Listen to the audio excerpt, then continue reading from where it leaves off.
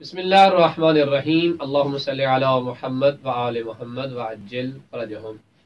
आज जो मसला आपसे हम शेयर करेंगे वो ये है कि क्या जो सैयद नहीं है उसे खुम्स दिया जा सकता है या नहीं दिया जा सकता, या ये जो खुम्स है ये फ़क्त सादात का हिस्सा है और जो ज़कात होती है वो गैर सादात का हिस्सा है।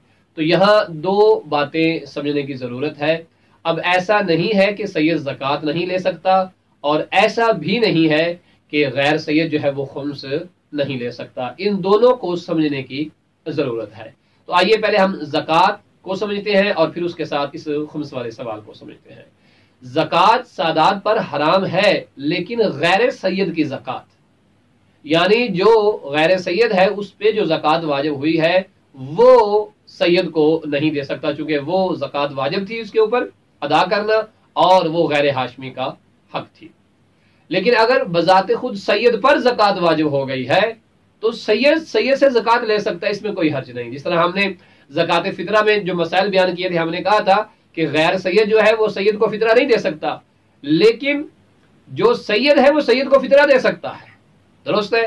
तो अब जो ज़कात है वो गैर सैयद जो है वो सैयद को नहीं दे सकता, लेकिन सैयद को ज़कात दे सकता है। बाकी जो उसके मुस्तहिक होने के शराइत हैं उनको मलहूज रखा जाएगा। अब आते हैं हम खुम्स की तरफ। तो क्या गैर सैयद जो होता है वो खुम्स नहीं ले सकता या ले सकता है? तो इसे भी समझने की जरूरत है, क्योंकि जो खुम्स है इसके दो हिस्से होते हैं। एक हिस्से को सहम इमाम कहा जाता है और एक हिस्से को सहम सादात कहा जाता है। अब ये जो सहम सादात है ये खालिस सैयदों के लिए है। अब ये सैयद पे वाजिब है मिसाल के तौर पे, तो वो भी सैयद को देगा। अगर ये गैर सैयद में खुम्स वाजिब हुआ है तो उसमें जो सहम सादात होगा वो भी वो सैयद को ही देगा। लेकिन जो सहम इमाम है इसे समझना है।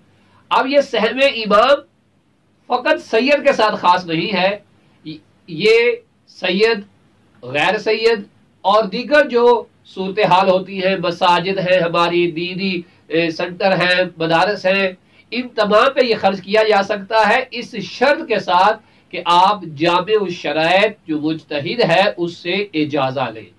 अगर वो आपको इजाज़ा दे देता है, एक मोमिन मरीज है और आपके पास सहम इमाम है, तो आप इजाज़ा लेकर मुजतहिद से या उसके वकील से इजाज़ा लेकर उस मोमिन मरीज पर खर्च कर सकते हैं।